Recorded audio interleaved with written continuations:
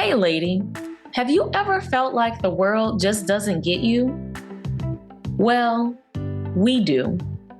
Welcome to Cultivating Her Space, the podcast dedicated to uplifting and empowering women like you. We're your hosts, Dr. Dominique Broussard, an educator and psychologist, and Terry Lomax, a techie and transformational speaker. Join us every week for authentic conversations about everything from fibroids to fake friends as we create space for Black women to just be. Before we dive in, make sure you hit that follow button and leave us a quick 5-star review. Lady, we are Black founded and Black owned, and your support will help us reach even more women like you. Now, let's get into this week's episode of Cultivating Her Space. Lady, today we have a very special guest, okay? The last time we had him on the show, I'm pretty sure we were on lockdown because of the vid, aka COVID-19, but he made us laugh. He made our guests clutch their pearls, should I say. That's what we heard from some people, okay? But he was a whole vibe. Dr. James Wadley has served as a clinician and mental health consultant in the metropolitan Philadelphia area for over 20 years. He has experience working with individuals, families, couples, and empowers them to reach their emotional, social, intimate, and spiritual potential. Now, there is so much more that we could say about Dr. Wadley, but we're going to let you hear it from him. Dr. James Wadley, welcome to Cultivating Her Space. Welcome back to Cultivating Her Space. Thank you so much for the invitation again. As you mentioned, Terry, we had a real nice time the last time. And last time we met, I think it was first thing in the morning. Y'all hadn't even woken up by the time we started. But by the time we ended, y'all were up and ready to go. So, we're ready to do this dance again. And again, I'm grateful to you and Dom for inviting me back. Well, we are definitely looking forward to this conversation, and we know that our audience is going to benefit so much from this. And so our quote of the day to kind of help ground the conversation, quote comes to us from Bell Hooks. Intimate relationships can provide a sanctuary from the world of facades, a sacred space where we can be ourselves as we are.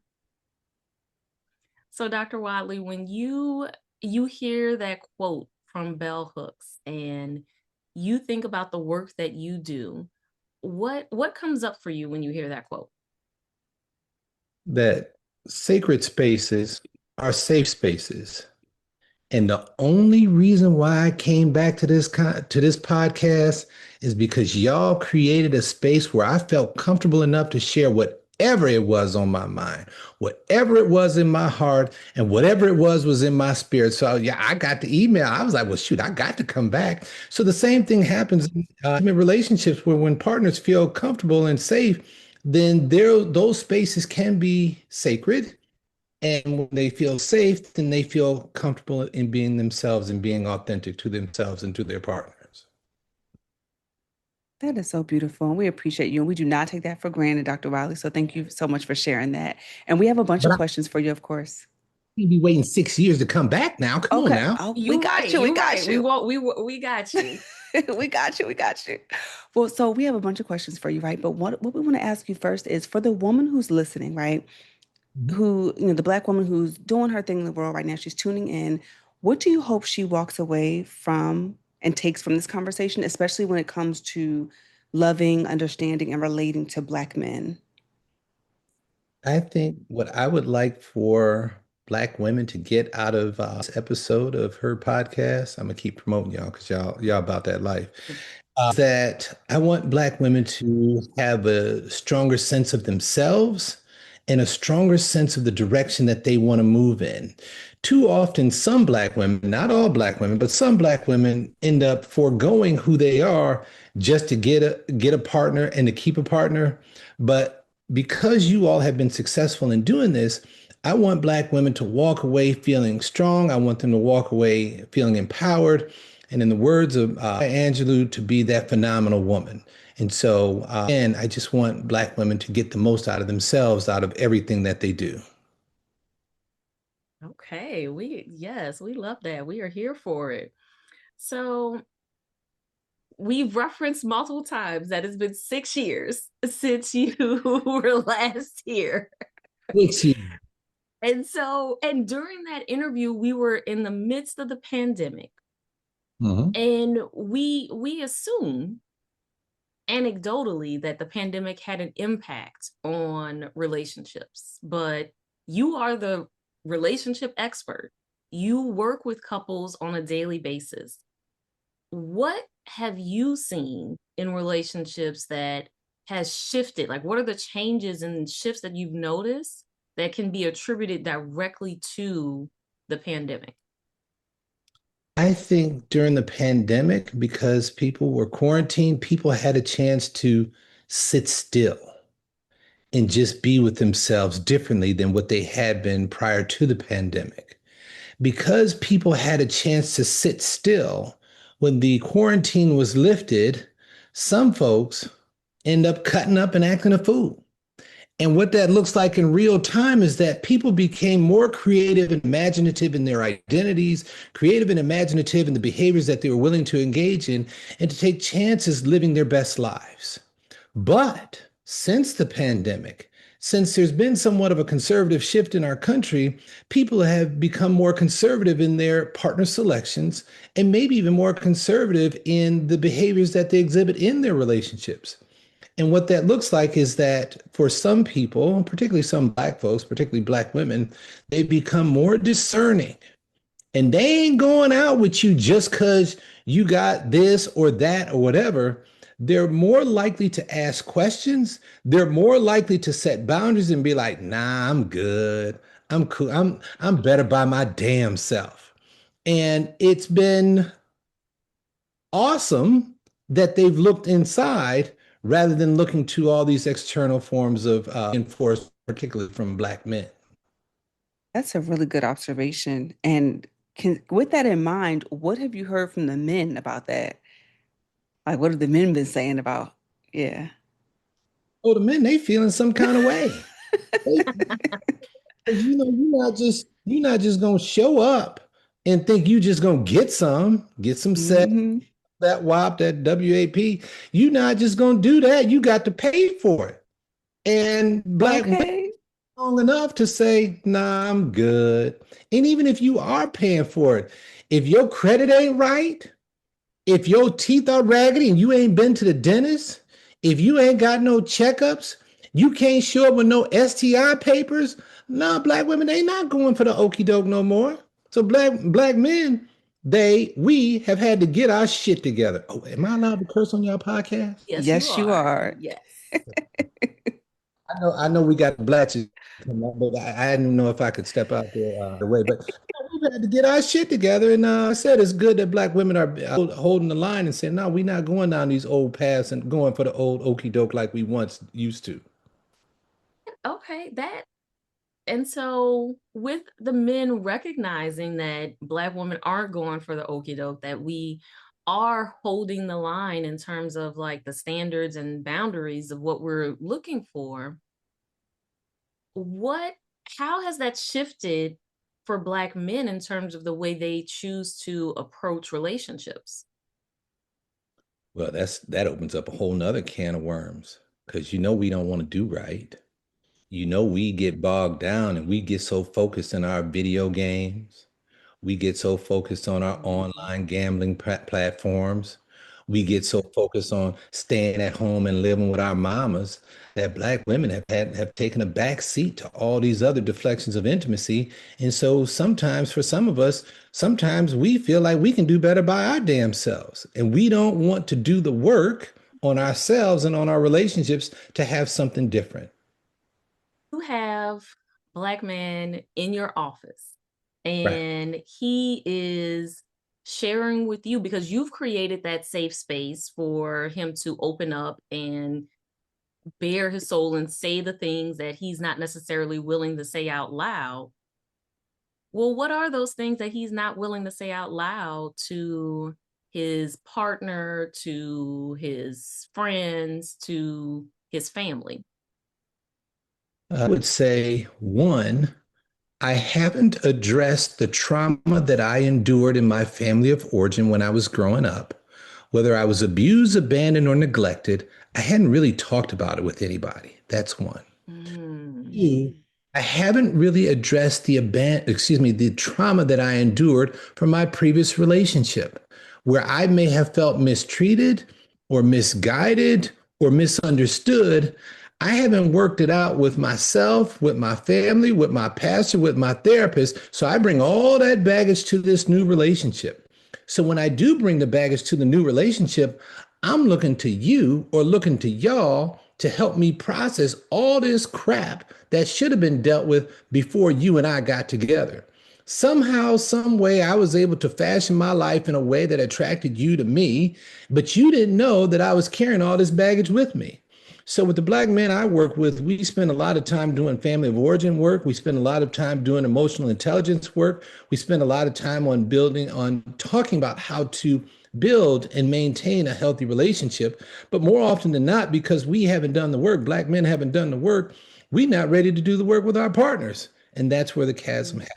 So there's a lot of work that men have to do around their past as well as their present to figure out what the hell they want to get when they finally meet somebody and try to have something different. Oh my goodness. Dom and I both like that is so spot on because I'm sure we've Yes. experienced that, right? Yes. The aftermath of someone not having done that work. Dr. Wadley, I have so many questions for you now, but I guess the one that I want to lean into is for the woman who's listening right now. She's like, oh my gosh, he just hit the nail on the head. This is my man right now. But this man is telling me he doesn't want to go to therapy. Oh, I don't need to go to therapy. What does a woman do in that situation? He's a good guy overall, but like he has all this trauma and this stuff underneath this baggage that's really impacting the relationship. And maybe she's doing the work on herself, but he's not. What's the shelf life of black women carrying black men for the rest of their lives? Ooh. Mm. So when a man declares that he's not open and willing to do the work, it's no longer about him, it's about her. And what was she Oh. willing to do to enable the behavior that's held them hostage for X number of months or X number of years? She's got some hard choices to make. And sometimes for some black women, they stay in relationships because they're fearful of what's on the other side of not having somebody, or they're fearful of looking in the mirror at themselves and realizing that if they are going to be phenomenal and awesome and be as extraordinary as they think they should be, they got to be willing to walk away. And quick follow up. If that trauma is not addressed and he does not do the work, what typically do you see happen? Like, what are the outcomes? Just so we can paint that picture for them. Black women who come into my practice, they sit there crying, and I offer empathy and I offer them grace and I understand. But then again, black women sometimes they hold themselves hostage in relationships that don't fulfill their needs. And they sit Mhm. around not only crying while they meet with me, but I actually say to them, I said, well, you look 10, 20, 30 years down the road, your tears are probably related to the amount of time that you've wasted trying to coach up a black man who wasn't willing or able to do the work on himself. And that's not on him. That's on you because you knew from day one or from month one or from year one that you should have walked away. So you're saying that the woman should walk away and she should have walked away early on, right? And one thing that I've heard is that men tell you early on who they are Mhm. and what they're looking for and what they're capable of bringing to the table. And that sometimes as women, we don't listen to that. Mhm. And so, how do you work with women in getting them to that space where they're ready to walk away? Right. So thanks for asking. And again, thanks for your patience. So we spend time talking about codependence. And sometimes the codependence emerges from some Black women not having dealt with their trauma of abuse, abandonment, neglect prior to them entering into the relationship. So once we draw parallels and lines from their childhood all the way up to this relationship, then they can see that, oh, this wasn't the first dude who I gave more than one chance to. I've been giving dudes chances since day one because I don't know, abandoned or neglected when I was a kid by my mom or dad. So once we identify that, then we talk about the areas in which some Black women have support. Meaning that for some Black women, they're very good at networking and having friendships that can allow them to allow them to feel like they are part of a village. So if you break up with your dude or reposition the relationship to become something else, then hopefully you have friends and family who are there to support you when you are feeling the most lonely and the most vulnerable. But again, sometimes some Black women haven't addressed the fear that exists in their lives around what life might be like if they don't have somebody. But really, they do, because we all know you always got a friend in Jesus. So there's that. But then they also Yeah. have strong family members as well as friendships that can enable them to make mourning the loss of the relationship just a little bit easier, even though it's hard. It's good. Thank you for touching on the support because that is so key. I think we've all been in spaces where we've had to end a relationship and it is so hard, it's so challenging, and oftentimes it takes us a lot of tries to do that. So thank you for highlighting that, Dr. Wadley. I want to shift gears a little bit and think about the woman who's maybe in a relationship with a man who is doing the work. He's doing the work, he's trying to meet her there, they're working together, but let's talk about the fact that many of us say we want emotionally available men, but oftentimes, I'm just going by the group chat, okay? Oftentimes, there's this unspoken limit on how much vulnerability we're actually comfortable witnessing. So whether that's the man, crying or displaying anger or, hurt or complaining, certain characteristics that sometimes you'll see on social media, people saying, what do they say? Don, they're like, oh, that's feminine is the word I'm looking for, but there's something else they say on social media that escapes me. But what do you say to that, Dr. Oddly? Like, how do women handle that? That hopefully both partners feel safe enough to emote in a way that allows them to not only share, but also learn and grow with one another. So for my male clients, we spend time talking about, the continuum of masculinity, and that traditional notions of masculinity means that you're strong and aggressive and assertive and maybe non-emotive. But then I always challenge those ideas around particularly emotion, in that I'll share with them that it takes a strong man to cry whenever he gets good and ready. So then, or, have feelings of sadness or feelings of even anger or even happiness. Sometimes we as Black men, we only display happiness when our favorite sports team wins. So having those moments and actually practicing those moments in therapy and inviting different kinds of emotional intelligence to factor in allows for a different kind of conversation between partners, where partners can feel safe sharing whatever it is that's on their mind, as well as feel heard, as well as validated or affirmed. Mm. That's super helpful. I do have a quick follow-up question. I want to know, when a man is finally vulnerable, what is the worst thing a partner can do in that moment when they are vulnerable? And ideally, can you share with us, like, what does it look like to hold space for a man who is emotional in the moment? So one of the hardest things for some Black men, and I think that's a people issue, is to share that kind of emotional vulnerability where maybe they do cry. The worst thing that somebody can do is judge, ridicule, minimize, or negate those feelings. Sometimes partners, I ain't telling anybody to do this. Sometimes partners just need to shut up. You don't have to run in and fix your partner's emotions if they are angry, annoyed, frustrated, sad, confused, or whatever. Sometimes the space is just to listen. Let your partner share his or their feelings. And then when they're done, you ask them, tell me what kind of support I can offer. And 9 times out of 10, partners will just say, I just wanted you to hear me out, or, what, just hold me right now. And that typically goes a long way, and or helps partners to share the next time. Because if I come in and I'm sharing my feelings and you telling me what I should have done, didn't do, was supposed to do, could have done, you're not going, yeah, we're going to get through this, but you won't hear from me again. Yep. Yep. Exactly. And so you mentioned earlier about creating emotional safety, right? And we hear that term a lot. What does that actually look like in a healthy, loving relationship dynamic? So for me, that means If you feel comfortable, tell me what you may need in the moment. I may say, Dom, Terry, I just need to tell y'all what's on my mind. So then you all say, all right, James, go ahead. So then I say, well, look, I had a nice time with y'all the last time. I can't believe that we waited 6 years to finally get together. Now, the moment you say, well, James, we ain't heard from you either. You knew that we were popping. You knew we were hot. We ain't get no emails from you. Why you sit there and wait? And then I say to y'all, well, you know what? You right. Both of us could have reached out to us prior to 6 years, but at this point, I'm confused, I'm angry, I'm hurt, and I feel abandoned. And then you say, you know what, James, we got you. And then Yeah. you say, James, what kind of support can we offer to you right now?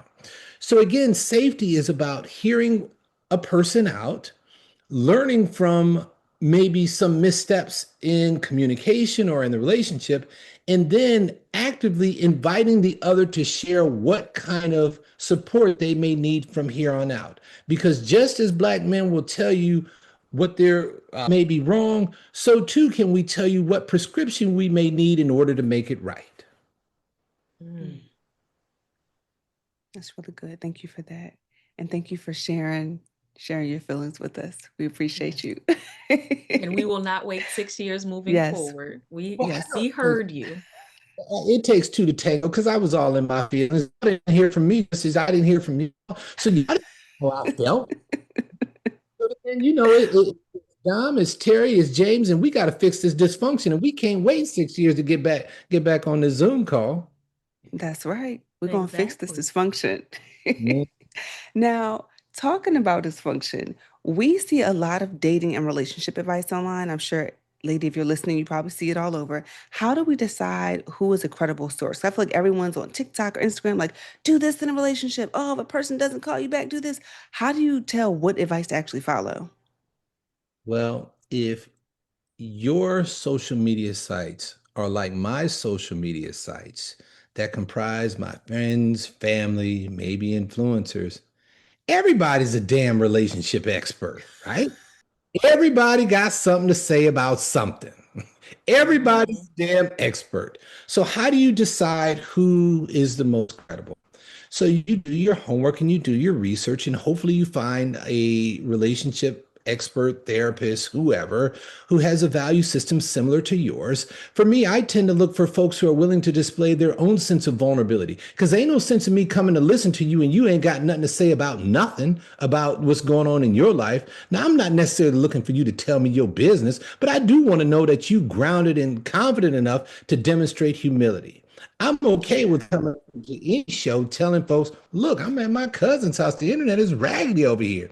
And while EBT and Snap are helpful, they not paying for no internet. So again, I look for folks who are real, folks who are genuine and authentic. And actually, that is the hat to you all because I don't do everybody's podcast. I talked about discernment earlier.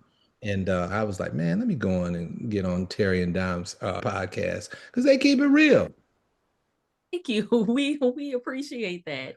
And so in that discernment, how do we know, or what is some of the advice that you've seen online or heard people talking about? Maybe your clients have brought it into session that it sounds good, but it's actually doing damage to relationships.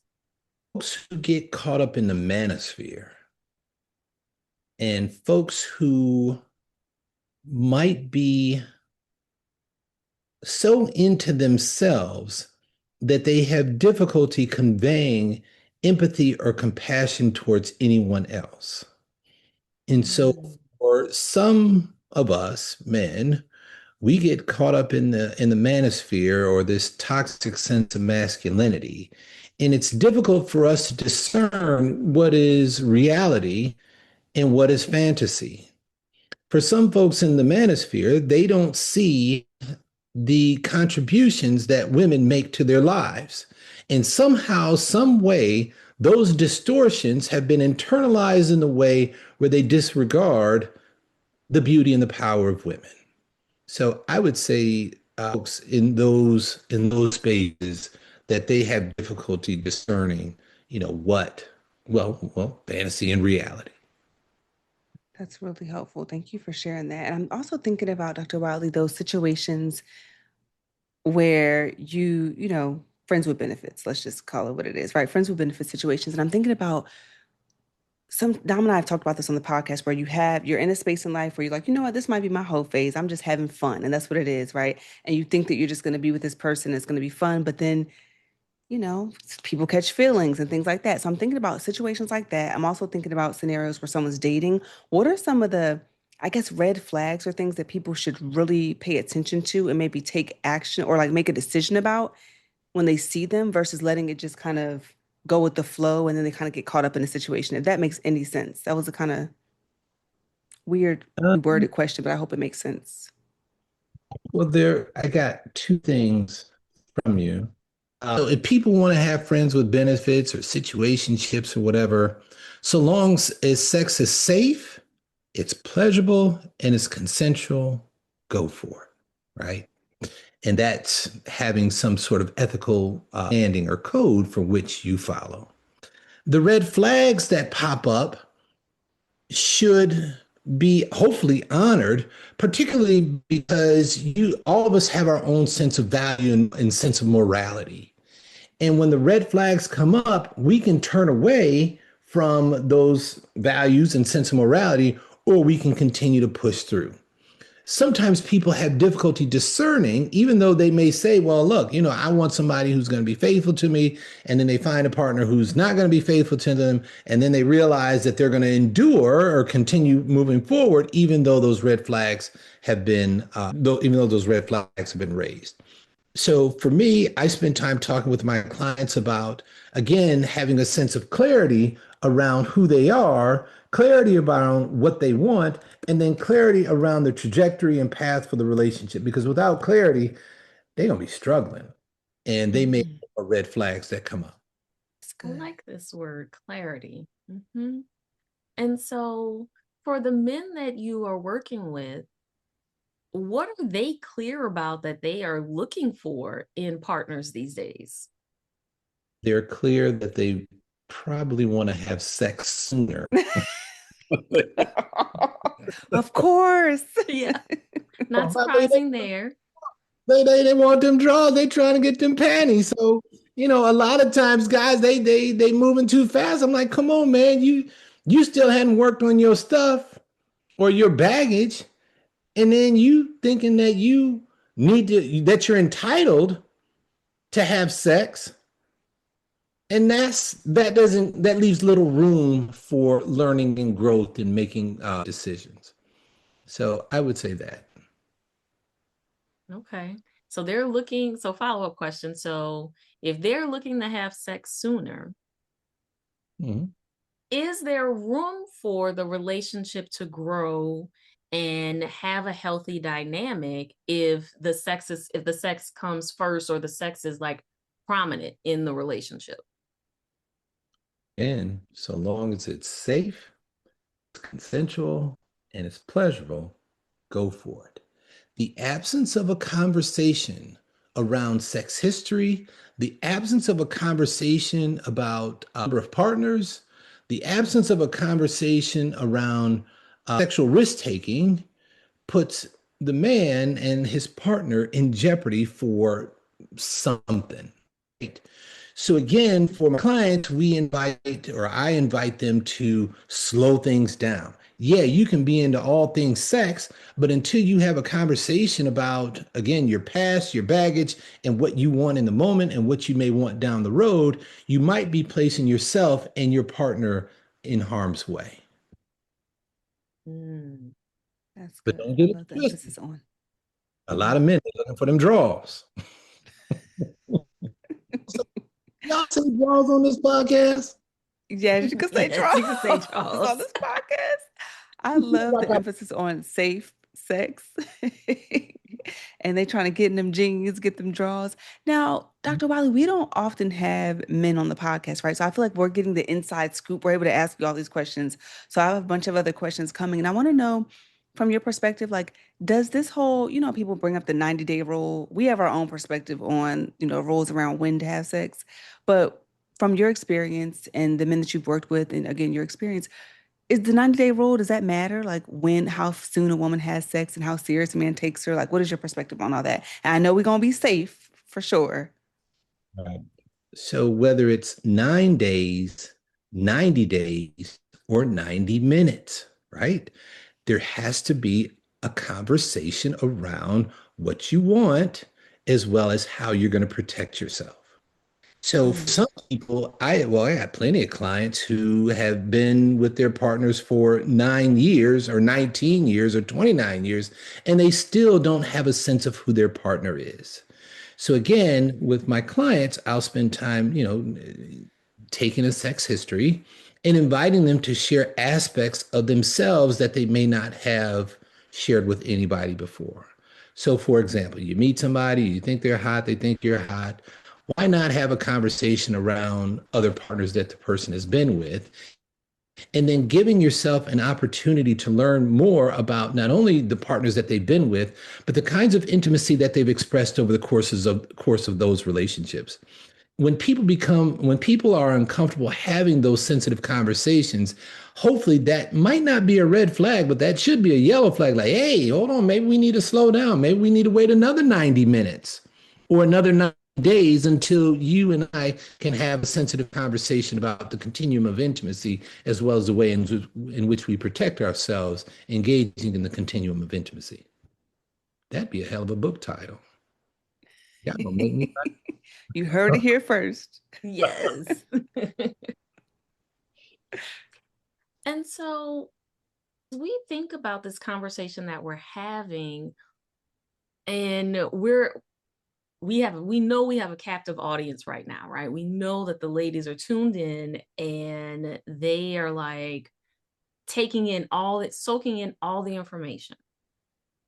Is there anything else that Black men want the women in their lives to know that we haven't touched on yet? Earlier, you had mentioned that some Black men will tell you exactly what they want. And for some of us, because we lack emotional intelligence, but we know what our boundaries are, sometimes we'll tell women we need time and space to sit in our own feelings and our own discomfort. Because Black women have a history of taking care of our families and saving our families, sometimes some Black women feel as if they can save men from their own emotional stuff. And in which Mm, case, I would say, sit still, sister. You can't save this man from himself. Give that man the time and space he needs to figure his own shit out, because that's what you're looking for. And then when he circles back to you, if he circles back to you, hopefully he's in a different headspace in order to treat you like the queen that you are. Thank you mm, for that. That is so valuable. And I truly believe that's going to help a lot of women that are tuning in. And I want to go back to something you said, Dr. Wadley. You talked about really the importance of really, you talked about clarity mm, and having these conversations before you're engaging in intimacy with folks, right? And so I think back to my journey, and I had to become a woman of a particular age to kind of get to a place where I felt comfortable engaging in those conversations. And now I have like a nice little question list that I can ask. But for the young folks, like when I was young, I didn't really have that language. What is a way to like bring this bring it to the people so that if they're literally going out on a date tonight, they can like bring up some of the questions like, okay, I know I want the drawers, or I know I want the boxers. What questions do I need to be asking in this conversation to make it sound, like cool and not like an interview? You know what I mean? But it is an interview. I mean, you can't Yeah, it is. it you is. can romanticize intimacy or courtship or trying Yeah. to be somebody, but the truth is that folks need to protect themselves in ways that allows them to have another date. And Mm, so for me, what I tell all my folks, like, turn your damn phone off and be Mm, present in mm-hmm, the moment. mm-hmm. Yeah, it's uncomfortable. Yeah, there are going to be some times where you don't know what to say, but be willing to sit with your partner and not feel like you have to save yourself with your phone. So Mm. Then I think the most important thing is that me, I encourage my individuals and couples to be creative and imaginative in the moment. That imagine being a kid, all right, and I'm making some assumptions about childhood. When you're a kid and you don't have any equipment to play with, or if you do have equipment to play with, you use your creativity and imagination to make the time goes by fast. Kids come up with all kinds of things to do when they don't have anything, but sometimes when they don't have resources or toys or whatever. But as adults, we feel like we have to run to our phones or run to the TV or run to some sort of screen in order to fill in the space. When you take that screen away, some of us are fish out of water and we don't know what to do with ourselves. And so I guess one tip I would offer is turn your phone off. And then when you go out on a date, invite your partner to turn his or her phone off and let's see what happens. And if you sit still long enough, the magic will really happen. Ooh, okay. I think we're ready for some magic to happen. So outside of, yes, taking the phone away, allowing ourselves to be creative, what are some of the other key components that are necessary for building a healthy, long-lasting relationship? Well, I would say maybe time. Don't be in such of a hurry to, I don't know, have forever on the ballot right then and there. There's time. Then there is listening, that if I listen to you and keep my mouth shut, there's a chance that I can listen, learn, and grow from whatever it is that you're sharing. Because again, I'm going to tell you what I want. It's just whether or not you're going to listen to it. Then I think there needs to be some level of compassion and maybe empathy. So if I have gone through some shit, I'm not looking to be judged, ridiculed, or minimized. I'm looking for you to have empathy and compassion towards my previous experience where I may have had many growth opportunities. But if you're judging me or if you're laughing at me, I ain't coming back. You're not going to see me. And then I think that there has to be some flexibility or agility that just as you all have been in this podcast, I didn't know, and I didn't know that my internet was going to be raggedy, but y'all have been agile enough in order to accommodate my internet efficiencies and say, it's all right, we're good. So I think, just using and those are somewhat larger terms, but I think keeping those tenets in mind may allow for not only individual growth, but also for relational growth. Super important, Dr. Wadley. And the good news is, if you're open, we would love to have you back when you do have better internet because we have more that we want to discuss with you. But one of the things I want to highlight is something you said this a couple times when you were talking about expressing feelings. You said, if you show up this way, then I ain't sharing nothing else. That is so important for people to know. Like, that is such a delicate space when someone is opening up and someone is vulnerable, whether you agree. I don't even want to say agree, but whether you are comfortable with how they're showing up, but just being able to hold space, not laugh, not make it silly, just to be there with them. It sounds like that's just really, really important. And sometimes it is a one-shot thing. Like, if you show up in a terrible way, someone may not really come back to you. They really may shut you off in that way. And so I think highlighting that is just really, really important. So thank you for that. Well, thank you. Thank you. Like I said, you all have been successful for 6+ years, and I'm sure that folks have learned a lot from listening to your podcast in terms of, you all talking about relationships and wellness and all things that empower Black women and Black listeners to be better versions of themselves. Yes, and we appreciate you coming on and joining us again. And like Terry mentioned, we will definitely have you back. But before we wrap up, can you share with our listeners how can they work with you if they're listening and they're like, oh, this is the therapist that I need. Like me and my guy, we got to come and see you. How can they work with you? And then also you do a lot of scholarly work that is beneficial for the community at large. And so can you share with us how folks can access some of your work? So I be in these streets and I get around, I get around. But folks want to reach out to me, they can reach me at drjameswadley.com and they can see I've been blessed and how I've been privileged and how I've been favored and all those things. You can find me via Google, come up. You read something on Google that may be inconsistent with what I've shared on the podcast. It may or may not be true, but you're more than welcome to reach out to me to find out for sure. And then again, I've been fortunate enough to be in a lot of different spaces, both domestically and abroad, and to be invited back here to this podcast. I was like, yeah, I got to do this, so folks can find me. Thank you so much, Dr. Wadley. Thank you. Thanks for tuning into Cultivating Her Space. Remember that while this podcast is all about healing, empowerment, and resilience, it's not a substitute for therapy. If you or someone you know needs support, check out resources like Therapy for Black Girls or Psychology Today. If you love today's episode, do us a favor and share it with a friend who needs some inspiration. Or leave us a quick 5-star review. Your support means the world to us and helps keeps this space thriving. And before we meet again, repeat after me. I move in alignment, not urgency. What's meant for me responds to me. Keep thriving, lady, and tune in next Friday for more inspiration from Cultivating Her Space. In the meantime, be sure to connect with us on Instagram at Her Space Podcast.